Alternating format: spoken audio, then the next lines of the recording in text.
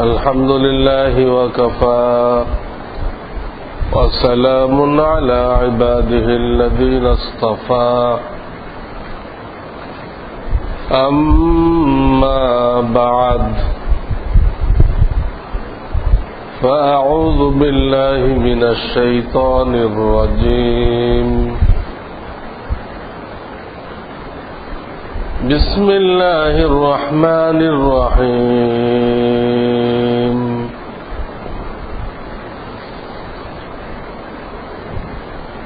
الرجال قوامون على النساء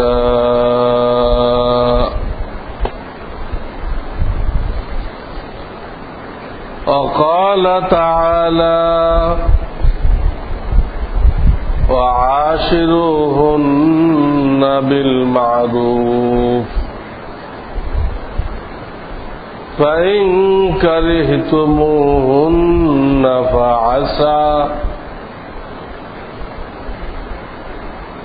فعسى أن تكرهونه شيئا ويجعل الله فيه خيرا كثيرا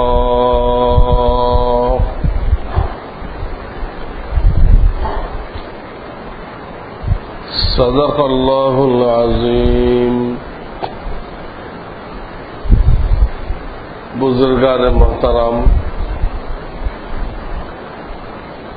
गत कয়েক সপ্তাহ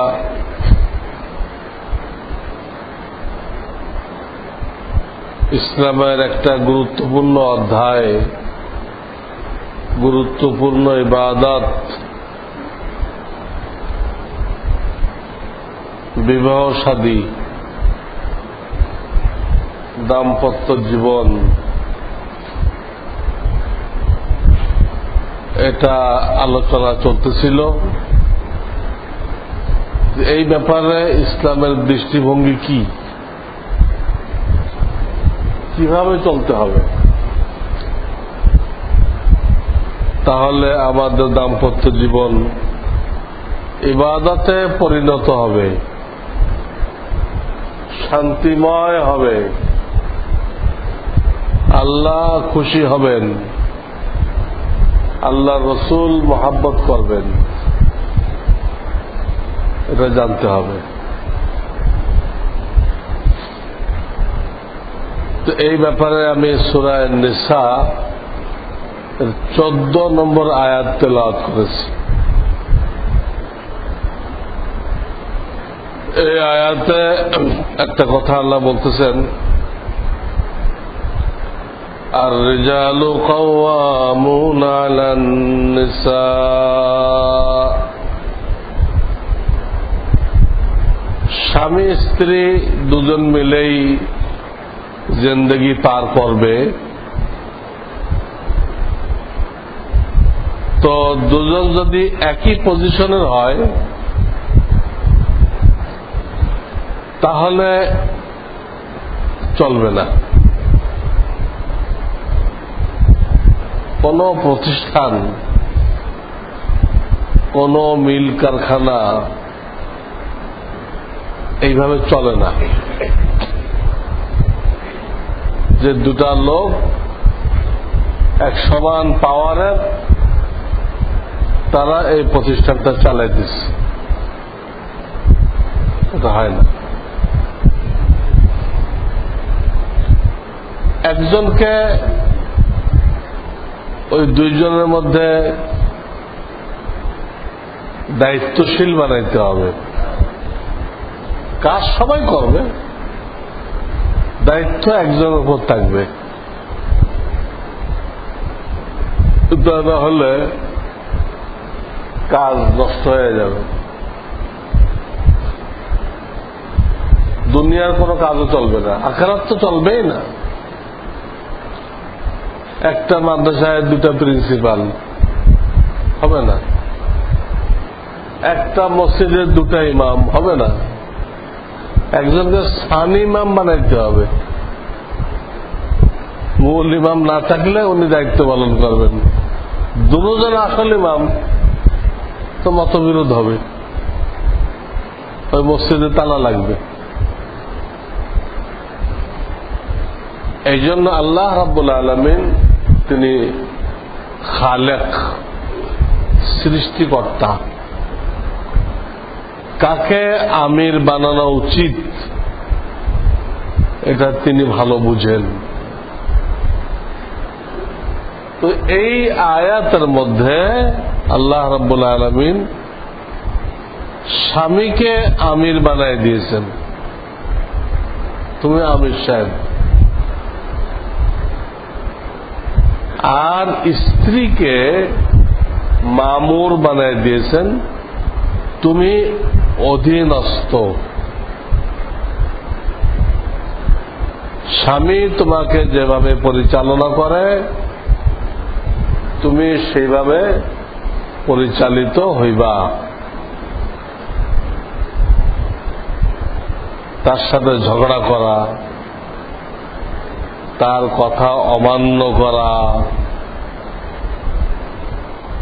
তার সাথে তর্ক করা, নিজে একটা সিদ্ধান্ত দেওয়া, এগুলোর কোনো অধিকার ইসলাম মহিলাদেরকে দেয় নাই। এই আয়াত তার উপরে পরিষ্কার দলিল। الرجال قوامون على النساء। কওয়াম বলে আমিরকে, বিচারককে, পরিচালককে। কওয়ামের অনেকগুলো মানা আছে, অর্থ আছে, সবগুলো খাটে এখানে। এটা যদি মেনে নেয় কোন স্বামী স্ত্রী, তারা সুখে হবে। এখানে আরো দুটা সূরত ছিল, কিন্তু আল্লাহ ওটা করেন নাই। আল্লাহ এটা করছেন, যেটা আমি এতক্ষণ শুনাইলাম। আর দুটা সূরত কি ছিল? একটা ছিল মহিলাদেরকে আল্লাহ আমির বানাই দিতেন, পুরুষদেরকে মামুর বানাই দিতেন। এটা একটা সূরত। আল্লাহ করেন না এটা, কিন্তু সূরত যদি বের করা হয়, কি কি সূরত হয় সম্ভাব্য, এটা একটা সূরত। যদি এটা করতেন আল্লাহ, তাহলে যত রকম খরচের দায়িত্ব আছে, তার নিজের খরচ, তার স্বামীর খরচ, তার সন্তানদের খাওয়া দাওয়ার খরচ, চিকিৎসার খরচ, পড়ালেখার খরচ, বেমার আসবে তার খরচ, যত খরচ আছে, সরকারের বিভিন্ন ট্যাক্স দিতে হবে, সেই খরচ সব মহিলাদের দায়িত্ব আছে। সমস্ত খরচ। এছাড়া দুনিয়ার যত গুরুত্বপূর্ণ পরিচালনা আছে,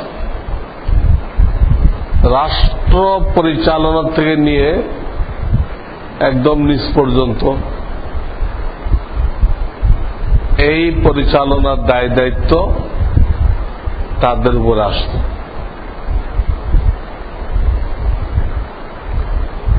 প্লেন চালানো, রকেট চালানো তাদের উপর আসত। যুদ্ধ করা, যুদ্ধের সময় ভারী ভারী অস্ত্র পরিচালনা করা, সীমান্ত পাহারা দেওয়া, এসব দায়িত্ব তাদের উপরে আসত। তো তাদের বডির যে অবস্থা, সেই অবস্থা দেখলে যে কোনো মানুষ বুঝবে যে এই সকল দায়িত্ব পালন করা তাদের দ্বারা সম্ভব না। মাসে 10 দিন মিন্সের হালাতে থাকে,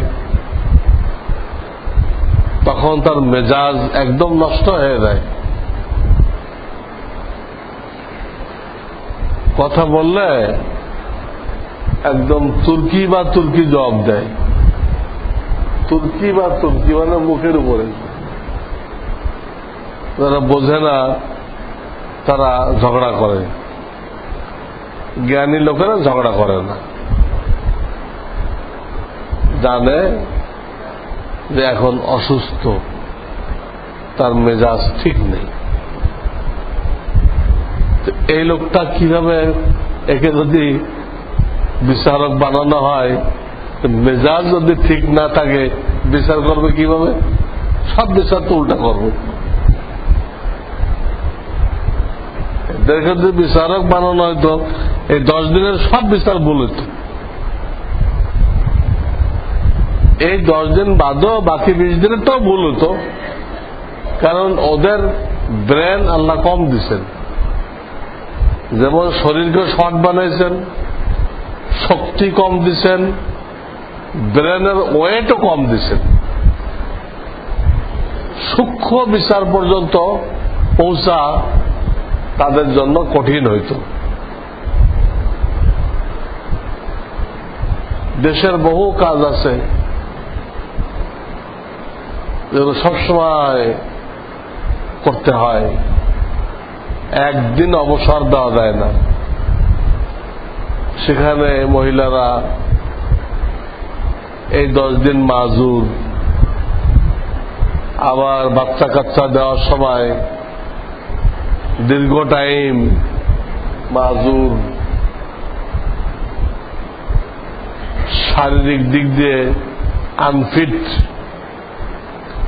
শুধু ভূমিষ্ঠ করার সময় থেকে না, বাচ্চা যখন থেকে পেটে আসে তখন থেকে সে আনফিট।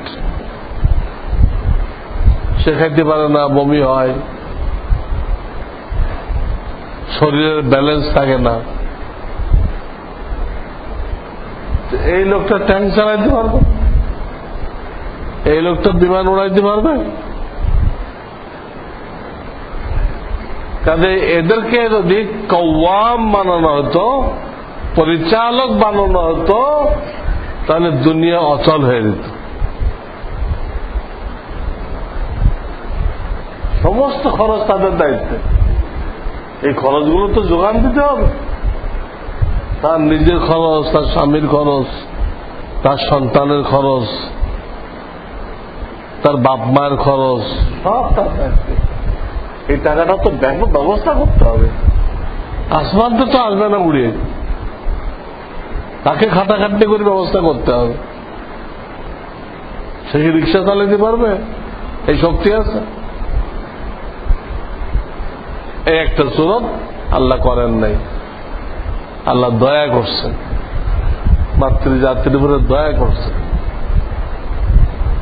তার জীবনের সমস্ত দায় দায়িত্ব পুরুষের কাঁধে দিয়ে দিচ্ছেন, দিয়ে তাকে প্রিয়তমা বানায় রানীর আসনে বসাই দিচ্ছেন। কোন দায় দায়িত্ব নেই, আবার সে স্বামীর কাছে প্রিয়তমা, মহাব্বতের পাত্র, সন্তানদের কাছে মহাব্বতের পাত্র। বাপের থেকে মায়ের হক 3 গুণ বেশি। কাজে আল্লাহ কিন্তু ওইটাও করেন নাই, ওদেরকে বিচারক পরিচালক বানান নাই। 3 নম্বর একটা সুরত হইতে পারত, উভয়জন বিচারক, স্বামীও বিচারক পরিচালক, স্ত্রীও বিচারক পরিচালক। 3 নম্বর এই সুরতটা হয়। এটা আল্লাহ করেন নাই, দয়া করছেন। এই সুরত যদি হইতো তাহলে মহিলারা মোহর পাইত না, মোহর পাইত না। দুজন বিচারক, কে কাকে মোহর দিবে? একটা স্টেটের দুইজন বিচারক, তো স্বামীর কি টাকা পড়ছে আর এক বিচারকরে মোহর দিবে?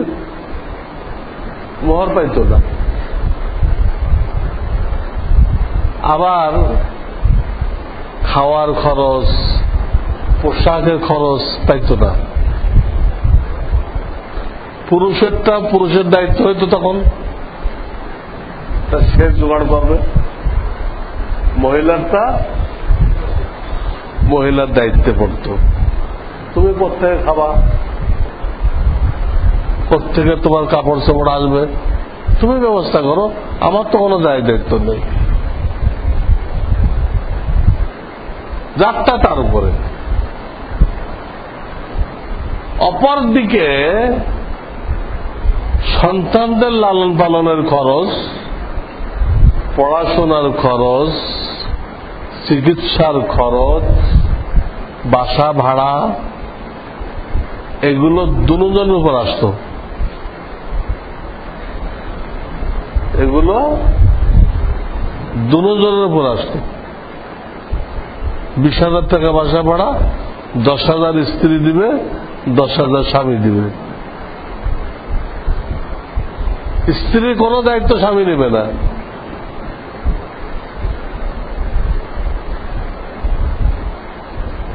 এই আর এক জগৎ হইত। এটাও মহিলাদের জন্য অসম্ভব হইত।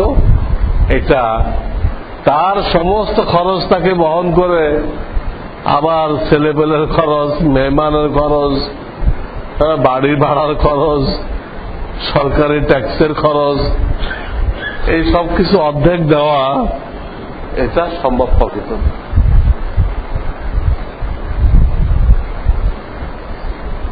তখন স্বামী স্ত্রী কাজের ফাঁকে একই হোটেলে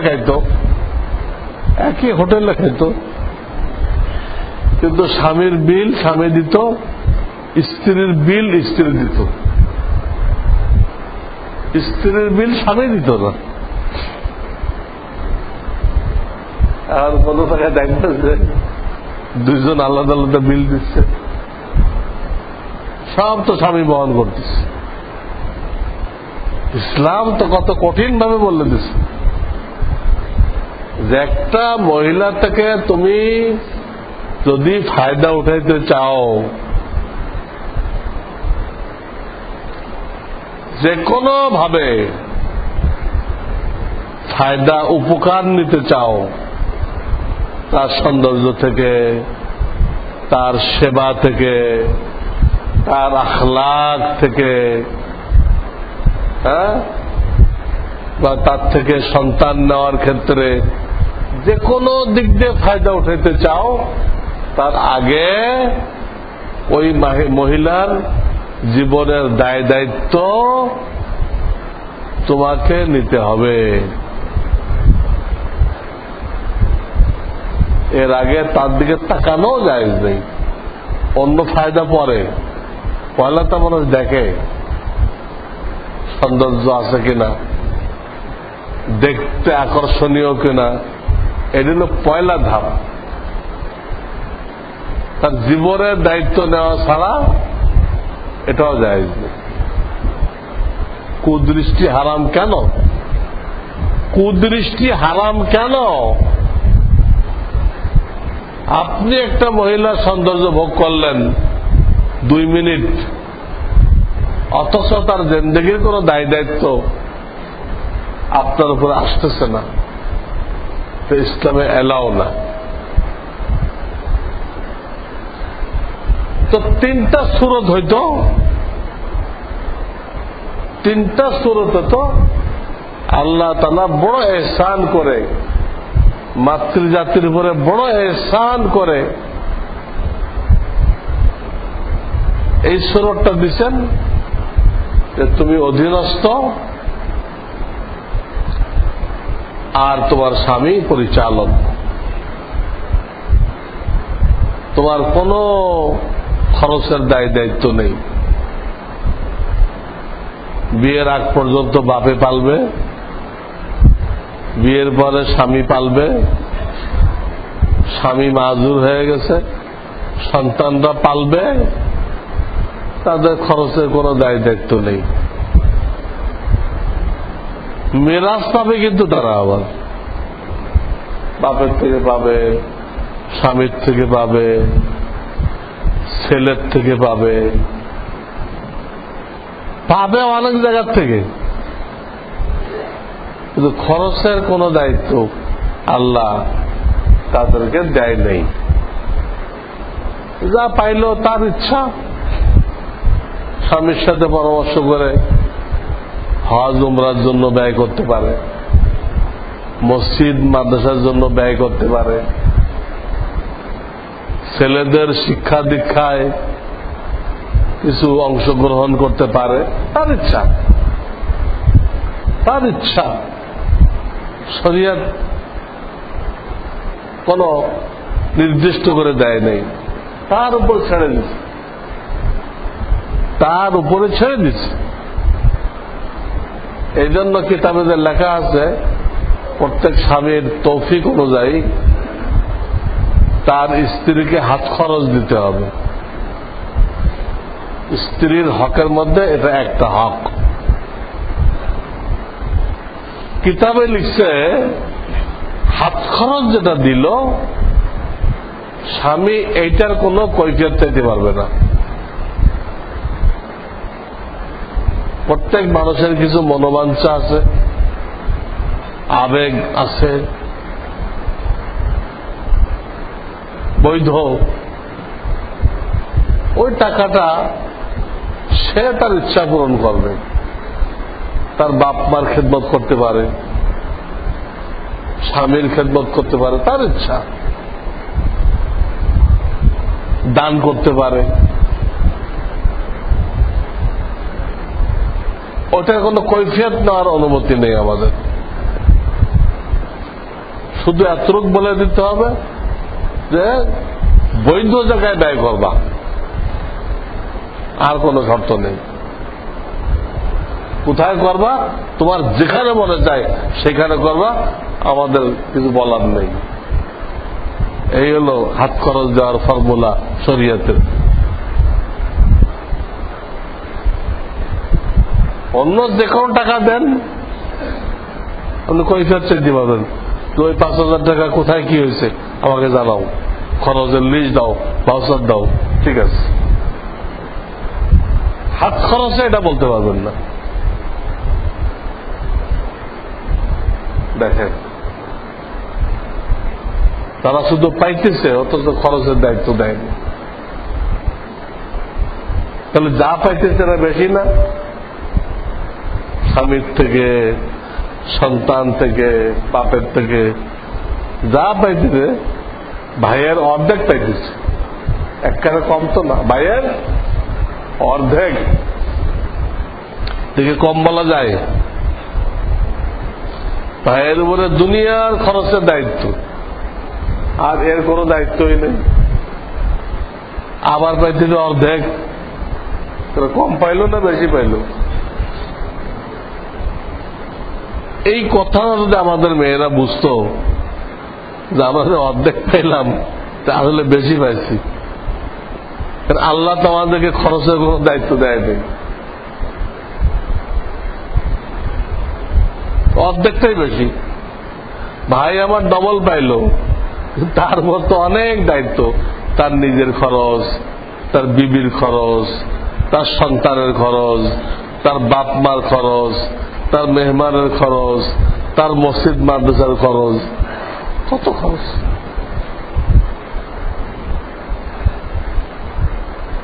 তাহলে তাদেরকে কত সুবিধা আল্লাহ তাআলা দিচ্ছেন, কত আরামে রাখছেন। এই অবস্থায় ইহুদিদের মদত পুষ্ট এনজিওরা এই ব্রাক আশা যা দেখতেছেন সব ইহুদিদের এজেন্ট, ইহুদিদের এজেন্ট। আগে তারা মশলার ব্যবসা করতে আসছিল ইস্ট ইন্ডিয়া কোম্পানি নাম দিয়ে। গভর্নমেন্ট থেকে গুদাম পাহারা দেওয়ার জন্য কিছু দারোয়ান আনছিল, ওইগুলো কিন্তু একটাও দারোয়ান ছিল না। কোনটা কর্নেল ছিল, কোনটা মেজর ছিল। এইগুলোরে লন্ডনতে আসছে দারোয়ান। কিছুদিন পরে পয়লা নবাব সিরাজউদ্দৌলা থেকে নিয়ে নিল, পরে দিল্লির সিংহাসনে হামলা দিল, পুরা দেশ তারা নিয়ে গেল। ঠিক একই প্রক্রিয়ায় তারা আগাইতেছে।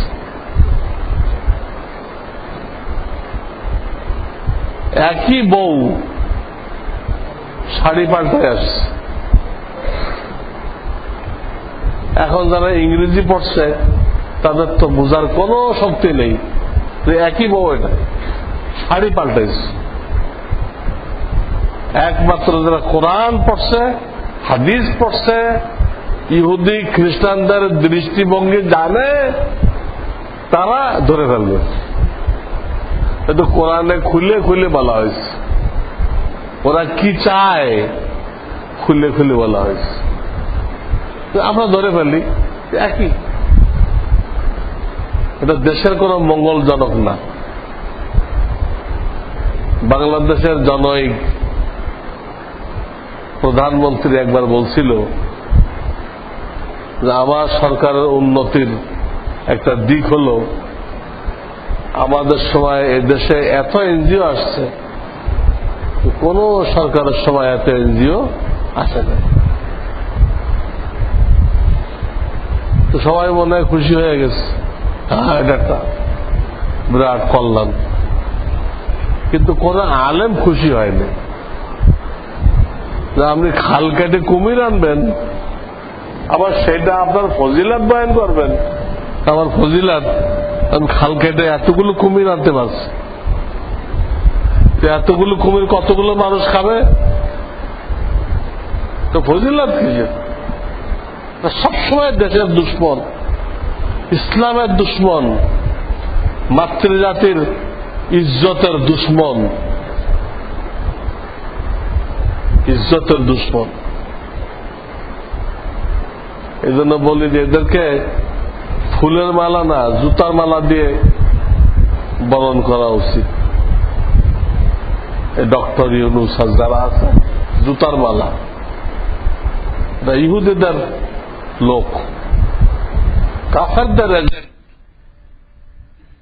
কিসের উপর নোবেল পুরস্কার দেওয়া হয়? কাফেরদের যে যত বেশি গোলামগিরি করতে পারে, গোলামগিরিতে যে ফার্স্ট হয় তাকে নোবেল পুরস্কার দেওয়া হয়। এই কথাটা মুসলমানরা বুঝে না, আমাদের মা বোনরা বুঝে না। এই এনজিওরা আমাদের মা বোনদেরকে বুঝাইতেছে তোমাদের অধিকার দেওয়া হয় নাই, তোমাদের স্বাধীনতা দেওয়া হয় নাই, তোমাদের সম্পদ অর্ধেক দেওয়া হয়েছে, তোমাদের কোরআন তোমাদের উপরে ইনসাফ করে নাই। নাউযুবিল্লাহ, বেঈমান মানে বেঈমান মানে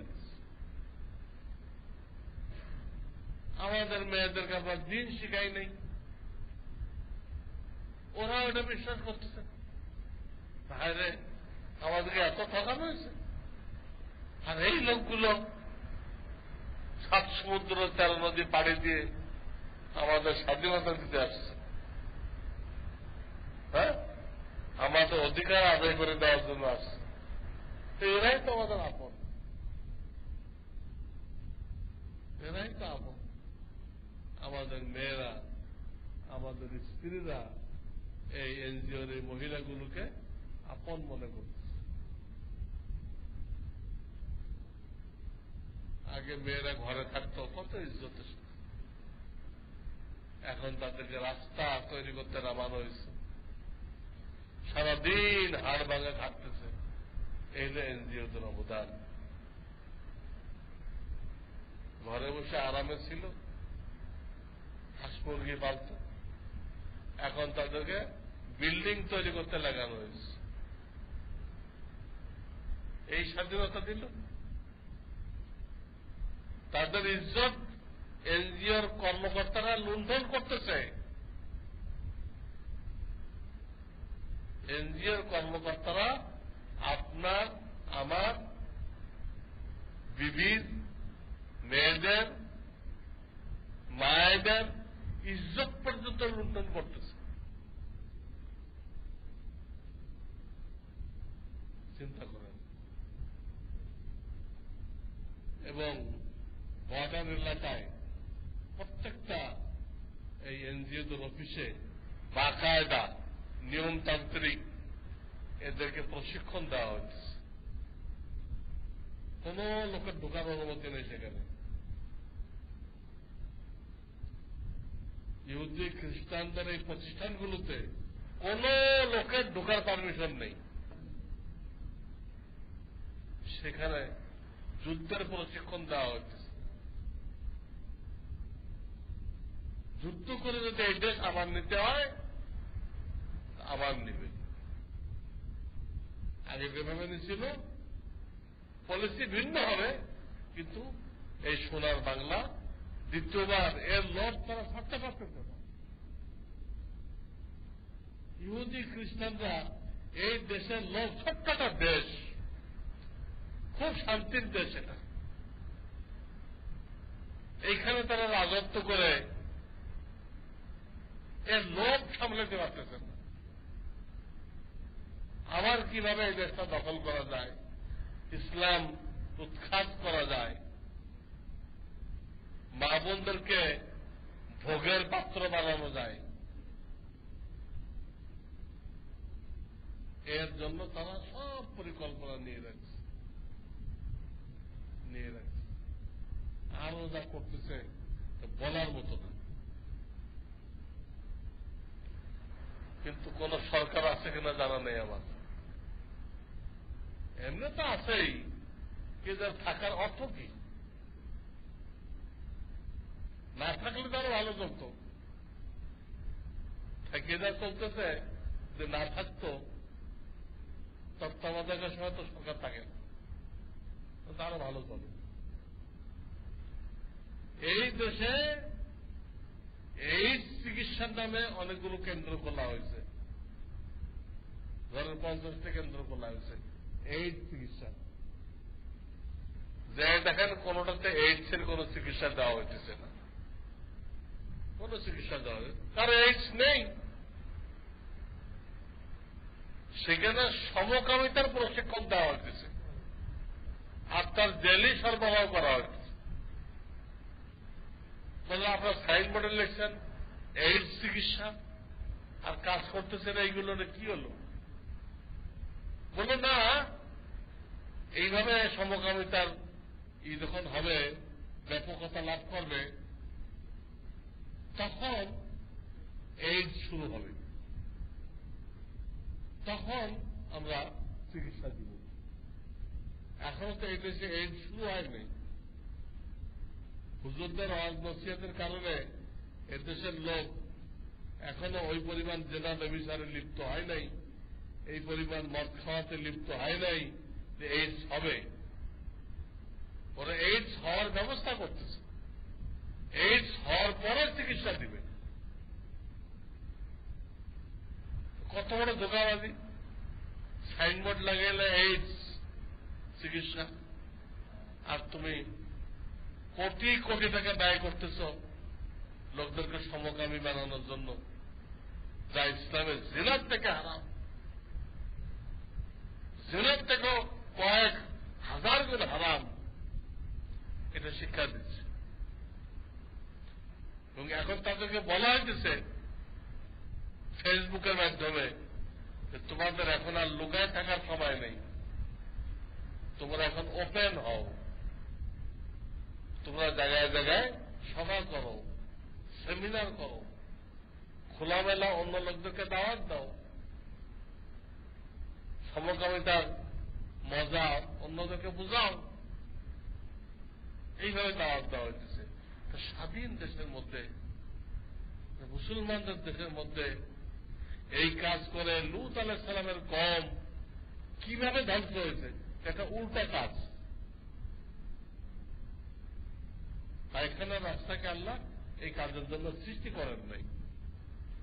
এই উল্টা কাজ করার দরুন ওই দেশকে উল্টাই দিছিলেন। উল্টা কাজ করার দরুন দেশকে উল্টাই দিছিলেন। খালি দেশকে উল্টাই দেন নাই, আবার পাথর বৃষ্টি, পাথর বর্ষণ করছিলেন। সেই জিনিস আমাদের দেশে শুরু হয়ে গেছে। আমাদের মাননীয় মন্ত্রী সাহেবরা টাকার বিনিময় এগুলো সব অনুমোদন করে দিচ্ছে। তারা এমনি করতেছে না, তারা এগুলোর জন্য অনুমোদন দিচ্ছে। এবং সেই অনুমোদন কোন মুসলমানের বাচ্চা দিচ্ছে। ওটা লন্ডন আমেরিকায় করতে দেয়, ওই সাদা চামড়ার বানর হয়ে আসছে, মুসলমান আর থাকে নেই। ওই দেশের লোকগুলো সাদা চামড়ার বানর, এও বানর হয়ে আসছে। আর বইতে লেখাও চাই আমরা বানরের আওলাদ। এরা এসব এমপি মন্ত্রী হয়ে এইসব কাজের অনুমতি দিয়ে দিচ্ছে।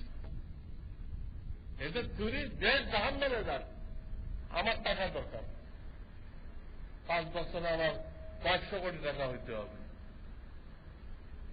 যারা রাজনীতি করে, যে কারো কি কোন দেশপ্রেমের দ আছে? দ আছে, দেশপ্রেমের দ আছে? এটা তো সব লুটতরাজ করনেওয়ালা। আমি কোন নির্দিষ্ট পার্টির কথা বলতেছি না, সব পার্টির খোলাসা এক। যার ভিতরে দিন নেই, আল্লাহর ভয় নেই, সামনে যে পার্টি বলেন, রেজাল্ট এই। রেজাল্ট এই, যাকে আনবেন। মানুষটা বড় আশা নিয়ে একা ক্লিক করে ভোট দেবে, এইবার মনে হয় দেশের একটা উন্নতি হবে। আমি বলে দেই কিচ্ছু হবে না, আরো খারাপ হবে। তাই আবার কতিপয় ইলেকশন আছে, লোকেরা বড় আশাবাদী হয়ে ভোট দেয়, এইবার দেশের একটা উন্নতি হবে। কিচ্ছু না। লোক চেঞ্জ হইতেছে, নেতা চেঞ্জ হইতেছে, নীতি তো চেঞ্জ হইতেছে না। যে আসতেছে প্রত্যেকের নীতি তো লুটতরাজ, এর বাইরে সে কিছু চিন্তা করতে পারে না। এর বাইরে সে কিছুই চিন্তা করতে পারে না। কিসের দেশ করে? তারা ইহুদি খ্রিস্টানদের পরিকল্পনা বাস্তবায়ন করতে তৎপর, ইসলামের কোন খেদমত করতে তৎপর না। ইসলাম কায়েম করে দেখায়, আমরা এতগুলো মানুষকে কোরআন শিক্ষা দিচ্ছি, এতগুলো মানুষকে নামাজি বানাইছি, এটা দেখায়। আল্লাহওয়ালা বানাইছি।